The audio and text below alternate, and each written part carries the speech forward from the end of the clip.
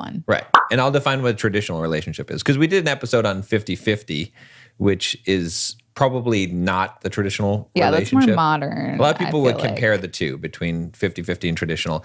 But traditional isn't just, we're not just talking about money.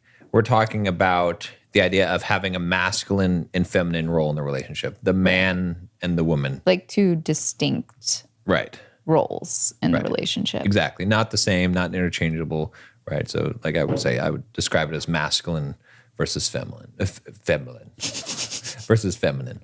So. Okay. Well, you go ahead.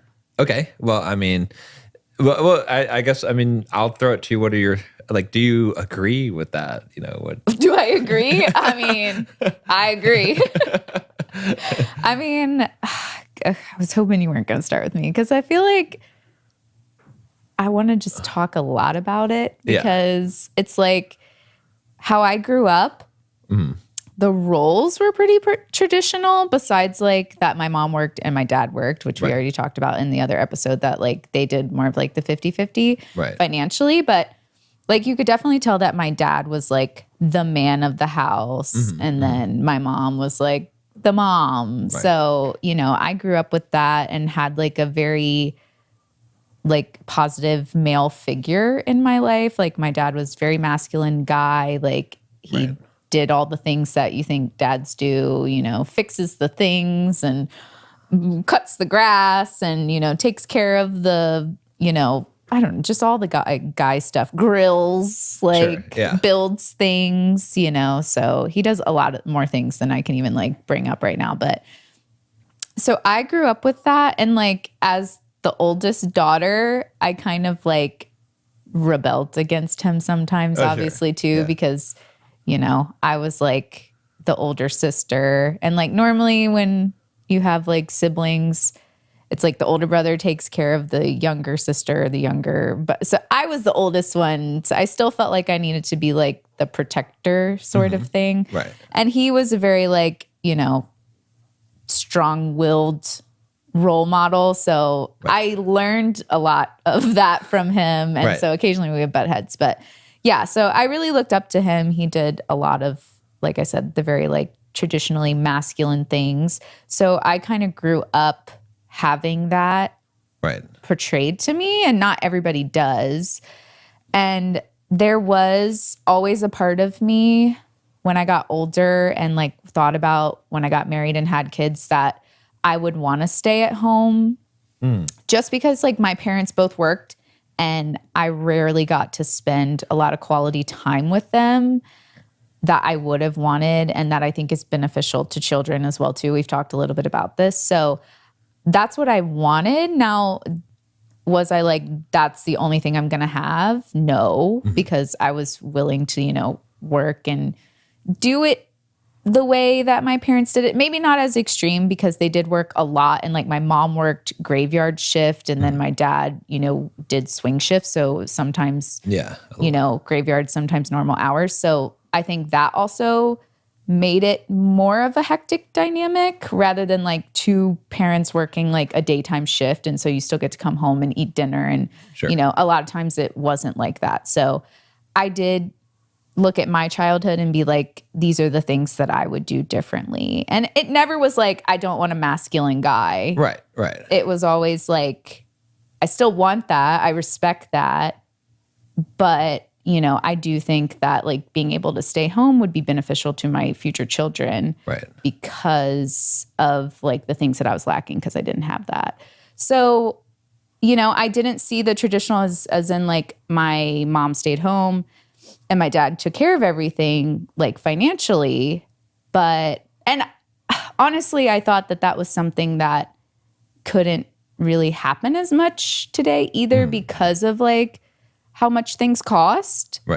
And I know people still are having kind of like an issue with that with our 50-50 episode that we did. And I totally get that. Like I get that it is really hard financially to only have one income and like give your kids the things that they need and like even more, you know, like give them a better life than you had with just one income. So I do get that. But from the like masculine and feminine side, I didn't realize how important it was Right. until I met you, because you were so masculine, kind of like my dad was. You know, like you Yeah. could tell that you were more like of a manly man Mm-hmm. than I had necessarily like dated, and you had more of like the traditional values already, and it just gave off this vibe of like you were gonna protect me and take care of me, which is what a father does to his daughter too Right. when she's young, right? Like Right. he's gonna like scare off the guys that you bring home, and Right. he's gonna like,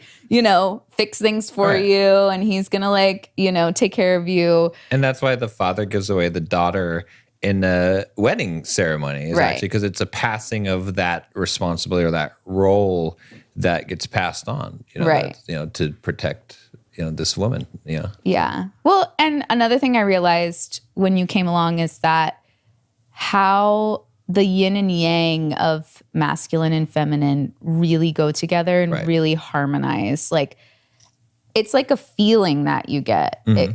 And I know that I was more in my masculine when I was single because I had to be. But the second I got to like just be feminine and gave you the responsibilities that were more masculine that I had in my life because you wanted them and I trusted you with them, Right.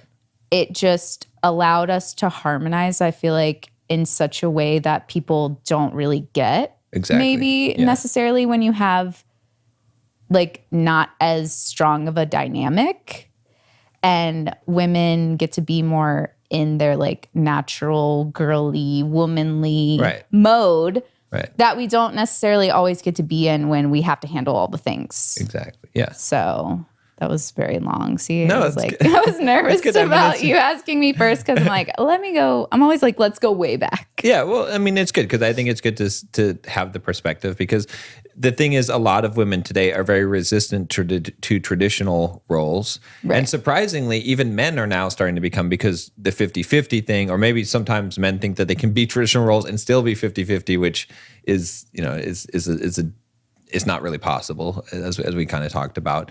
But I think a lot of women don't really accept that. And I think that there is a narrative today that's pushed in society that men and women are the same, and that it's just societal conditioning that makes men and women different.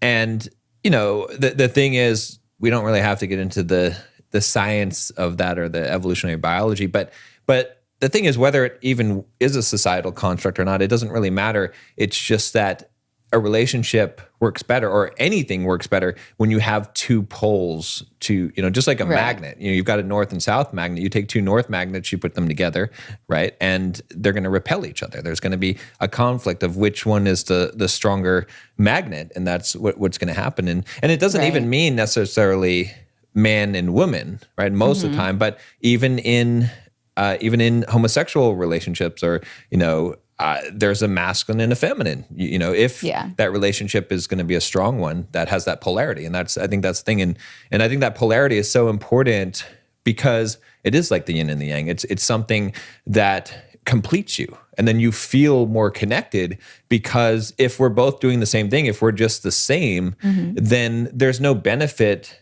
to each other besides a transactional one. Whereas Right. if it's like you have something that I don't have and I have something you don't have, and together, again, synergy, we talk about 1 + 1 = 4 or 5.